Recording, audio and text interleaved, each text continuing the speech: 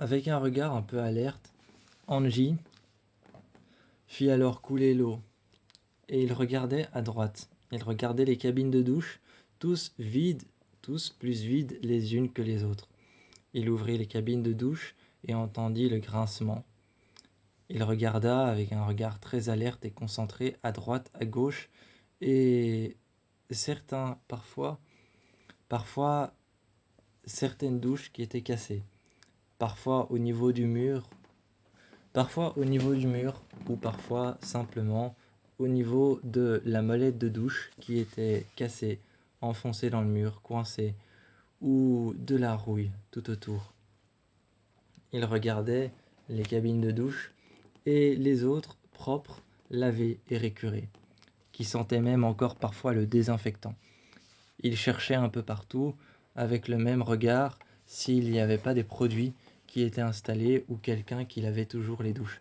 Mais il était seul, allumant un jet d'eau qui était en train de couler, pendant que lui était en train de se déshabiller. Il retira son pull, qu'il posa sur le côté en boule, et qu'il mit ensuite dans son sac. Dans son sac, la main enfoncée dans son sac, il put sentir ses cours. En attendant que l'eau chaude, il sortit un devoir et le lut une seule fois, en ouvrant la page. Le même regard intéressé, il lut de haut en bas. Et il regardait là où il y avait des fautes.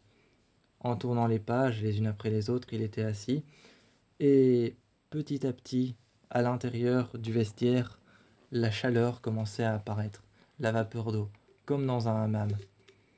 Il leva les yeux et n'observa plus les murs, tout simplement parce qu'il ne put plus les observer, ils avaient disparu à cause de la vapeur d'eau. Il passa son bras et frottèrent ses yeux, et regarda la vapeur d'eau. Ensuite, il partit prendre sa douche.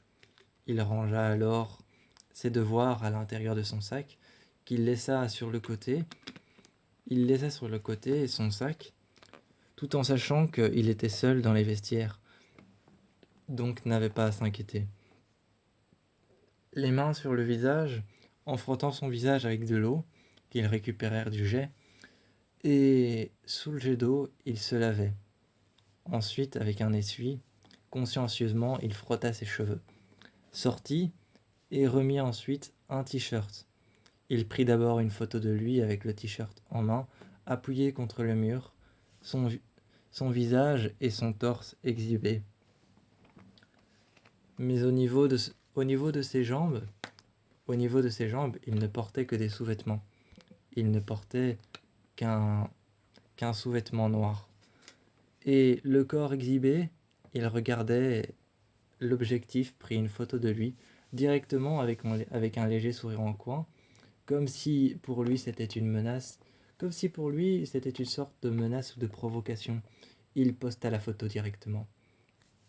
Mais c'est Clive, chez lui, qui vit la photo postée, quand en train de faire ses devoirs, un regard très attentif à ses devoirs sur la table, éparpillé un peu partout, son PC fermé sur le côté, presque au bord de tomber, au bord de la table, son PC, un moment, fit un seul bruit, et il ouvrit son PC. Le bruit d'un message, le bruit d'une petite sonnerie de message. Il regarda alors, ce n'était qu'une notification. Il cliqua dessus, d'abord sceptique à cliquer dessus, mais lorsqu'il vit le nom qui était inscrit, Angie, il n'hésita pas une seule seconde. Comme s'il avait une seconde chance de se venger de lui, comme s'il avait une seconde chance de faire quelque chose de mal. Il cliqua sur le lien, et ça ouvrit directement la page. Ça ouvrit directement la page du réseau social de l'école. Le réseau social de l'école était tout de suite ouvert sur la page de Angie. Il fit défiler, jusqu'à en voir la photo. La photo exhibée. La photo exhibée de lui-même, qu'il vit, la photo de Angie, il l'avait regardée, l'avait photocopiée plusieurs fois et elle sortait de son imprimante. Il était heureux à l'idée de photocopier à l'idée de photocopier la photo et de la faire sortir par son imprimante. Ils la récupérèrent par centaines et voulaient maintenant aller les afficher, un peu partout dans l'école. Ou alors, il eut même une idée beaucoup plus. Il eut même une idée beaucoup plus mieux. En s'asseyant et en regardant les photos, et en voyant toujours son PC allumé avec la photo de Angie exhibée, il s'était dit: je vais la diffuser sur la toile. Prit son PC directement, assis dans le fauteuil, et commença à cliquer, à en faire des liens, à les photocopier, à en faire des liens, à la multiplier par 10 fois, par 100 fois, par plusieurs fois, par plusieurs images, et en se disant que c'était quand même mal ce qu'il faisait, il ressentait une certaine culpabilité. Mais un regard vers l'horloge, vers la porte, il n'avait pas honte de sortir le lendemain. Et il savait que lui-même faisait la même chose. Il ressentait une sorte de culpabilité, mais cliquèrent tout de suite, sans même y réfléchir. Il y avait quand même réfléchi, mais il cliqua, et là toutes les photos étaient envoyées. Il avait transgressé quelque part la vie intime de Angie, et se sentait un peu coupable.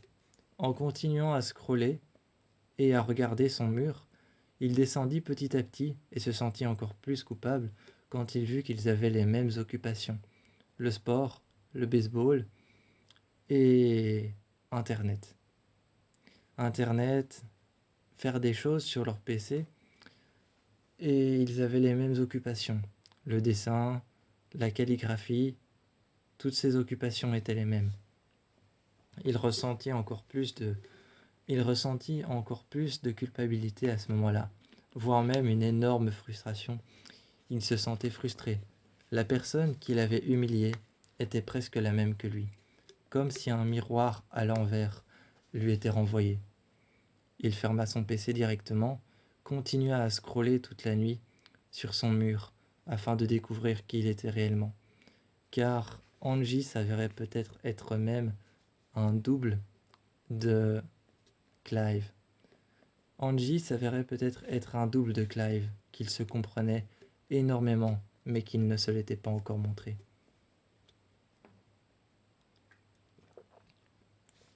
Le lendemain au lycée, Angie était arrivée. Tout le monde le regardait. Tout le monde le regardait en rigolant, mais Angie n'avait ni peur et ne se demandait ni à quoi ça rimait. Ça ne lui faisait ni chaud ni froid.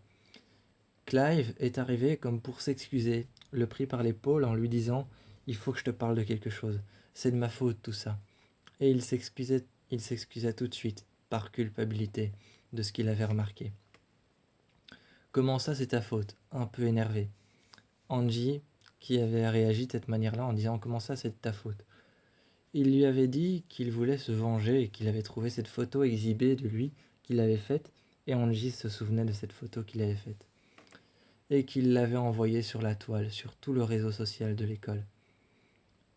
En se retournant vers le bâtiment, en regardant le bâtiment, Clive autant que Angie la regardait, et en lui disant que c'était pas grave.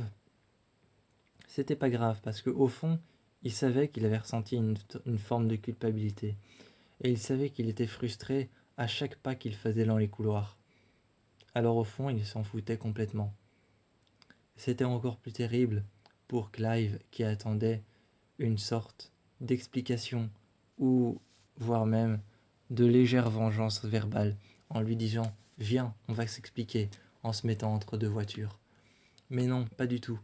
Comme il savait qu'il était frustré à cause de lui, il n'a pas réagi. Et il s'est dit: bah tiens, on va te laisser continuer sur cette route-là. Mais forcément, Angie ressentit une certaine empathie, qu'il voyait très bien ce qu'il avait voulu faire: se délivrer d'un poids. Alors il lui en a parlé dans les couloirs. Un regard vers les casiers, un regard vers les élèves qui marchaient dans le couloir, et vers l'extérieur. Angie lui avait parlé de sa culpabilité, lui avait posé une simple question: tu te sens coupable, n'est-ce pas, d'avoir fait ça? Parce que tu as exposé la vie de quelqu'un sans son avis. Mais plus qu'autre chose, tu te sens frustré parce que parce que j'arrive très bien à vivre dans le lycée, à m'incruster au cours, à passer ma vie ici. Et toi, t'as eu du mal à faire ça. Je me trompe? Assis sur une table, Clive lui répondit explicitement que oui, c'était pour ça qu'il se montrait méchant, méfiant et distant avec lui, et qu'il n'avait pas à faire ça. Simplement parce que Angie, lui, comprenait tout à fait cette manière, cette résistance. Il comprenait aussi cette manière, cette résistance. Et ce n'est pas parce qu'il souriait à tout le monde, ou qu'il connaissait les profs par cœur, qu'il en connaissait déjà un bon nombre, qu'il ne se sentait pas à sa place. Il ne le montrait pas simplement. C'est simplement qu'il ne le montrait pas. Mais Clive n'avait tout de même pas réussi à faire ça. Alors il lui a expliqué. Et c'est à ce moment-là, c'est à ce moment-là que les tensions ont commencé à disparaître et que les frontières entre méchanceté et soumission ont commencé à disparaître. Clive s'est montré un peu plus gentil, s'est montré un peu plus agréable et lui a même proposé de venir à son appartement. Là où de l'autre côté, Angie baissa sa garde tout de suite, même qu'il baissa sa garde parce qu'il savait que, en ne réagissant pas et en lui expliquant qu'il savait pour lui, pour sa frustration, il avait un certain pouvoir sur lui, mais ne voulait pas exercer un pouvoir sur lui au moment où il s'était rendu compte qu'ils partageaient les mêmes occupations. Alors, une fois arrivés chez lui, ils regardèrent à gauche, à droite, les murs et la même table que Lindsay et Sydney avaient chez elle, dans leur appartement en commun. Il se posa sur la table, les bras croisés, et Clive, qui était occupé en sa cuisine, lui offrit un verre de thé noir.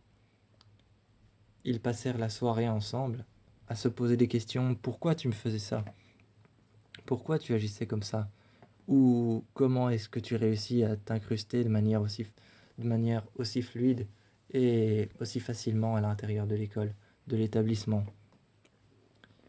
Et en lui répondant qu'il ne savait pas, qu'il n'y avait pas de mode d'emploi, que c'était comme ça, un point c'est tout, que c'était peut-être sa sociabilité ou sa manière d'être, les tensions commençaient à s'abaisser petit à petit, à baisser leur garde, et une porte commençait à s'ouvrir entre eux deux. Une porte presque à la limite d'une relation qui pouvait commencer à naître. Mais ce n'était pas encore tout à fait ça.